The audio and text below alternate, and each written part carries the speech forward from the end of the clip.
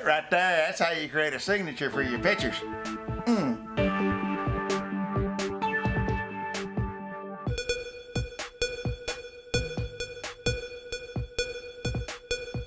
Hey, looky you. Today I'm going to show you how to sign and title your work in Photoshop.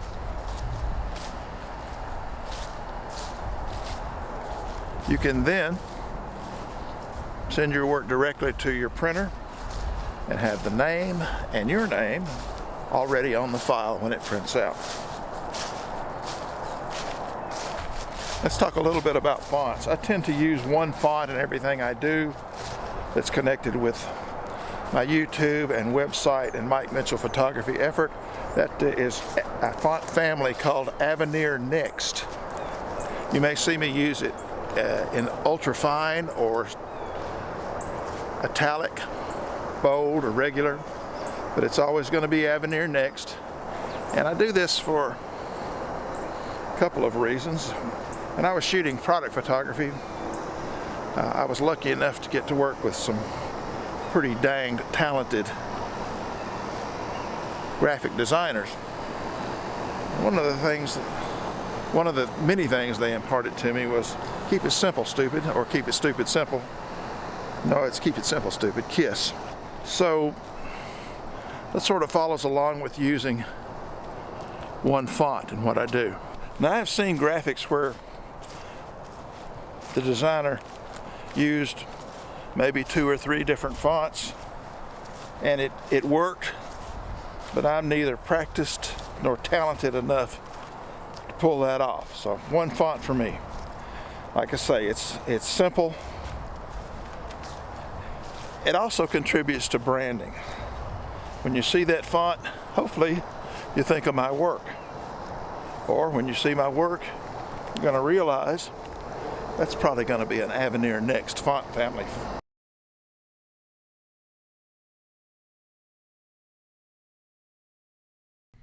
When trying to decide how best to provide a signature on my work, I went through several iterations of trial and error. I also went through several types of writing instruments, from pens to brushes to pencils.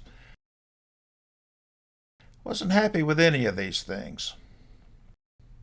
Then I realized I have the perfect tool. It's a tablet. This is a Wacom Intuos tablet. It's the smallest of the Wacom tablets, and it serves my purposes just fine for signing prints as well as retouch in Photoshop. I'm going to show you how to create a signature using a Wacom tablet and stylus in Photoshop. So in Photoshop, File, New. Now I have set this custom template up before because I've been using it to sign my photographs. So we are going to this custom right here. It's 4 inch by 1 inch, 4 wide, 1 high. That means it's a horizontal or landscape orientation. Resolution is the same as your print should be, 300 pixels per inch. RGB color, 8-bit. And here's the big deal. You want it to be transparent. You want it to be transparent because it's going to be one layer on a document comprised of 2 or 3 layers, and you want its transparent background to not interfere with any other background you've got going, such as the paper white of your print's borders. Okay, we've created that. It is 4 inches wide. It is one inch tall. That isn't really a big deal right now because we're going to change that once we get a little closer to actually attaching it to the print. There's your resolution, RGB, 8-bit, transparent. Create that. Okay, here we go. We've got a 4 inch by 1 inch canvas. We want your brush tool selected. We want, and this works for me, you may find it a little different for you, but I'm going with a 4 pixel brush size and a hardness of 100%. You may, through trial and error, come back and use an opacity of maybe, what do we got, 55%, and that may look better in your assembled final product. I'm sticking with 100%. Okay, so I have my stylus in hand for the Wacom tablet. I have the brush tool selected. Moving the stylus over the transparent canvas I've created. I'm going to sign my name. And it looks like chicken scratch, but many signatures do. Let's say I like that. Well, what if I don't like that? One of the good things about this process of making a signature is that I can do it as many times as I want to, and finally save the one that I like the best. So let's say I love this one. I have no taste. I speak no French. I'm not a slave to fashion. Let's say I like this signature. File, save as. I've created a file folder in my computer for signatures. There we go. And there's a test folder here. And we're going to call this Test Sig 2. And it's a Photoshop file. You can also make it a TIFF, whatever you want. I would suggest leaving it as high res because you're going to print this as part of your high res photograph. And save. All right. Now we have a saved signature. It's one of the building blocks we're going to use here.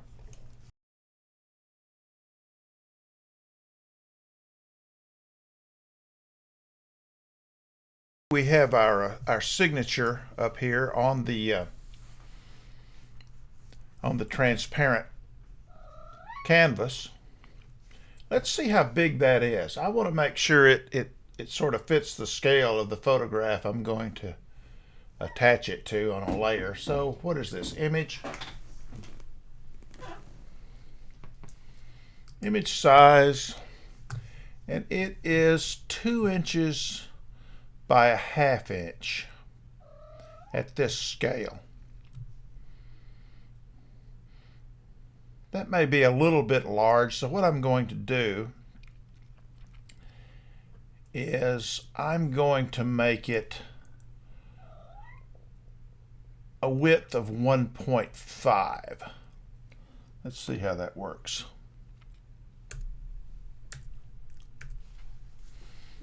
Of course, that because these are linked together, that changes the height. And I'm going to say that's okay. Now, what I'm going to do from here is I'm going to open the photograph that we're going to be working with. And let's see if I can find it. I think this is what we're after right here. Yeah. So open. Now we have our print. This is called the live area, or what will become the live area. I'm going to zoom out a little bit because I want a little room to work around this. Okay, so we've got our signature. We've got our print we're going to be working with. Next, I'm going to create a transparent canvas that's the same size as the piece of paper upon which I'm going to print this. So File, New. Now I've already set up these series of templates, custom templates. So there's one, let's see, 22 by 17. And it appears to be horizontal or landscape, which is what I'm after. Okay, 22 by 17. Resolution is just like the photograph, 300 pixels per inch. Color and bit size work. Here's the big deal, transparent. Make sure she's transparent and create it. There it is. I'm going to bring the photograph to the top. I'm going to click Command A. That will select all of this live area here. Then I'm going to edit, copy.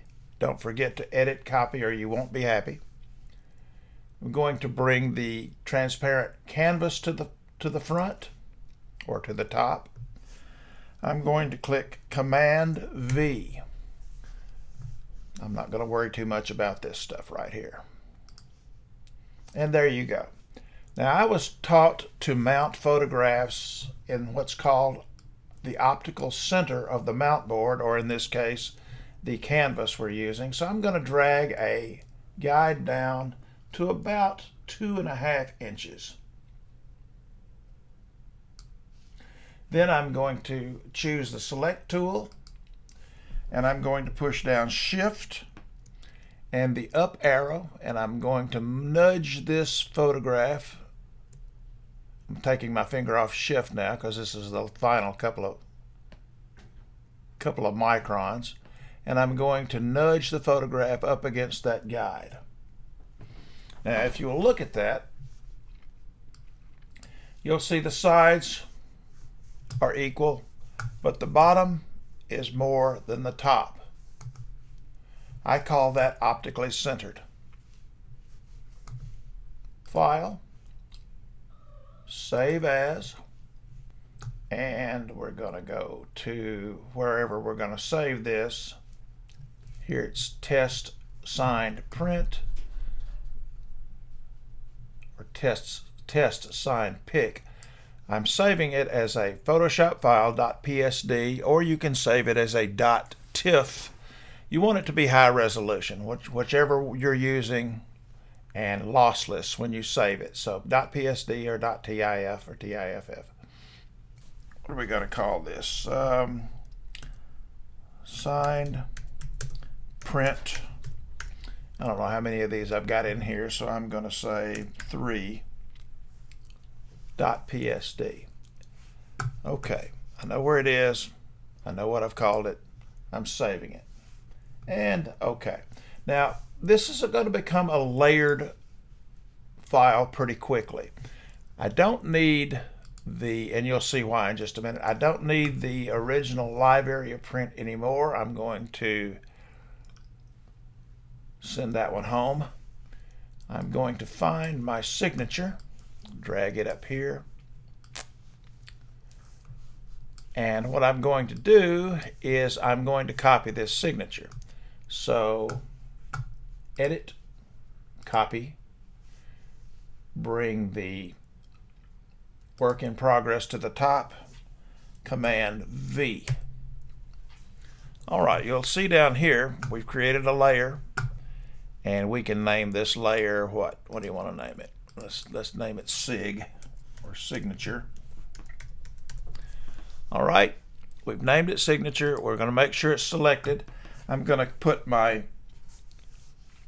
well, let me back up here. It is somewhere right in here, and you can't really see it because it is camouflaged by everything that's going on in the live area of the print. So I'm going to push down Shift, and then I'm going to hit the lower arrow, and this thing's going to start moving, and you may see it move, but it's going to eventually emerge somewhere near the middle of the bottom edge of the live area of this print, and here we go right in here. There you go. So there it is. Now I'm going to continue to push the Shift key and the right arrow key, and this is eventually going to make its way over. I like to put my signature near the bottom right corner of my live area of the print I'm making. So right in there somewhere.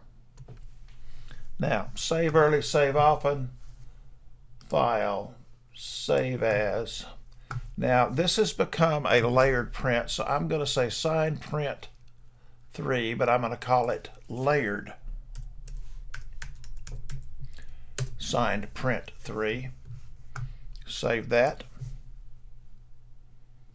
And eventually it saves. Now, we're going to move this over so we've got a little room to work, and I'm going to select the type tool, and that's going to create a new layer as soon as I click in here somewhere.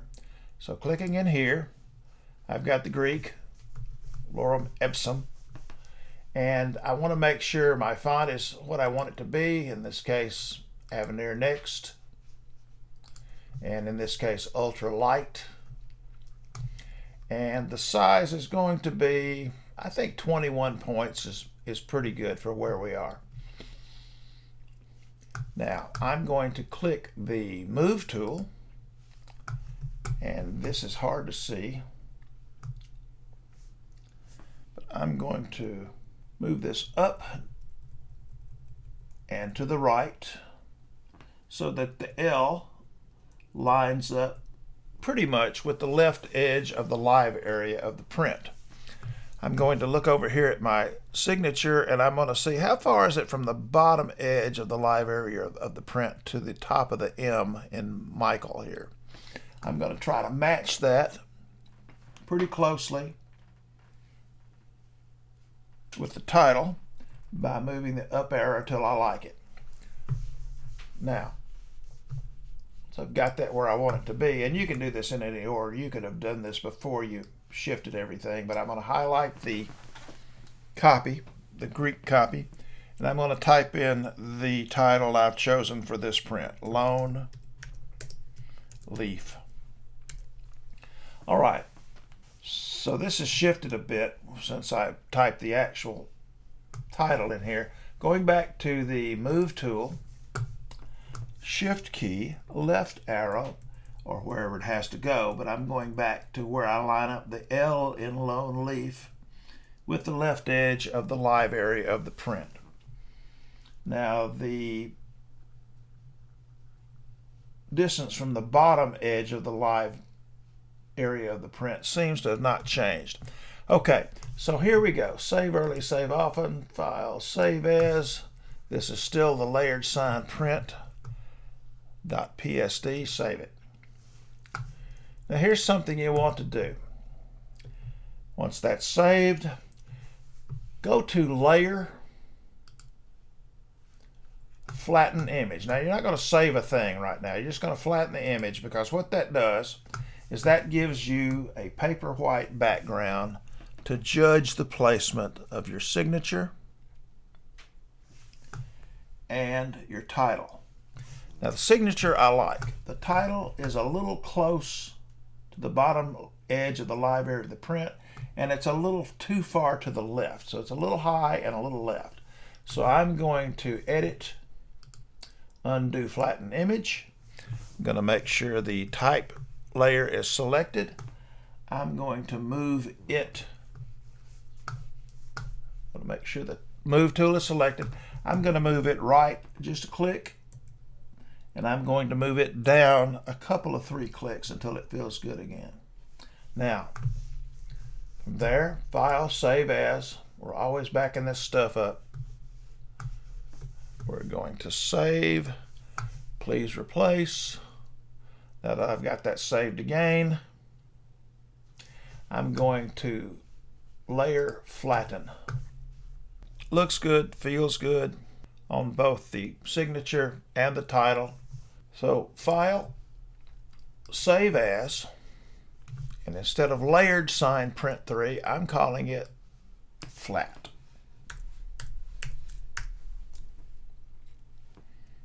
Save. All right, so what you have here is the live area of your file, the actual photograph, optically centered on a background. You've got it titled, and you've got it signed. This thing's ready to print.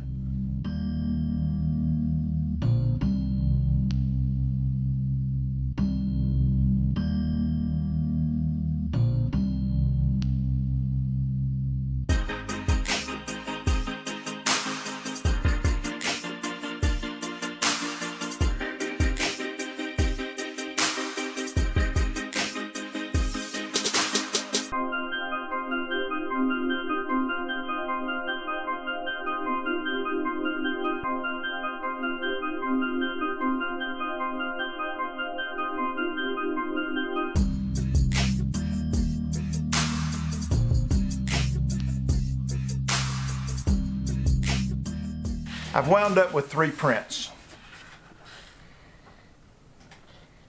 Each of these has a subtle difference. The changes here, again, are subtle, but you can see this particular signature, I think, is a bit big. The scale seems to be off. So this one and this one, they're the same, and the only difference is when I scaled the canvas the signature resides upon, I scaled it down a little bit here and here from starting here. It's all about visually how it rests on my eye. On the other end of the photograph, regarding the title, you see three iterations here. This one's too bold. This one's too big. And in my Goldilocks world, this one is just right. So you see the subtle changes.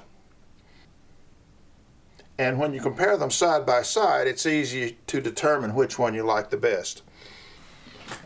From here, I'll take one of these, maybe two of them, if they're close, and I'll put them on the wall.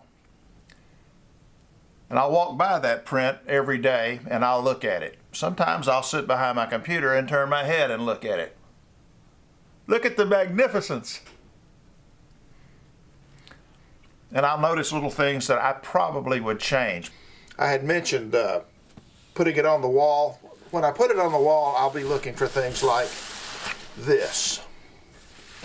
This, the way the edge of that leaf comes close to the border of the print, the live area of the print, looks like an accident. That's called a tangency or a near tangency, where the edge of that leaf encroaches or touches upon the edge of the border. I'm going to change that in the final. When I have this up on the wall, I may actually circle this to bring my eye back to it. Anything else that comes to my eye while it's on the wall that I don't like or I think needs further thought, I'll address. Put a critical eye on this. I think it's important to remember that my name, your name, is going on the work. And that name has to stand for a certain standard. So you do the best you can, you learn and do it better next time, and you keep that standard high. You want to know in your heart, and you want other people to know, that you value your effort.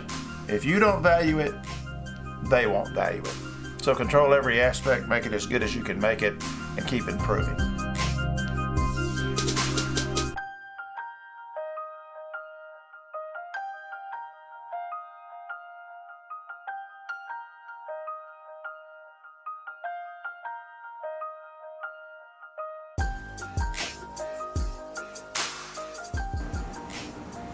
Thank you so much for sticking around with me again this week. I hope you enjoyed this, I guess we'll call it a tutorial. Hope you can gain some value from it. Really appreciate you being here with me every Monday. I want to say one more thing to everybody, and I don't want to offend anyone. Please take it with the sincerity that I intend. Merry Christmas. I'll see you all again next Monday. Thank you. Sticking with one font is good design practice. It keeps things simple. People that know me know I'm simple. I mean, like to keep things simple.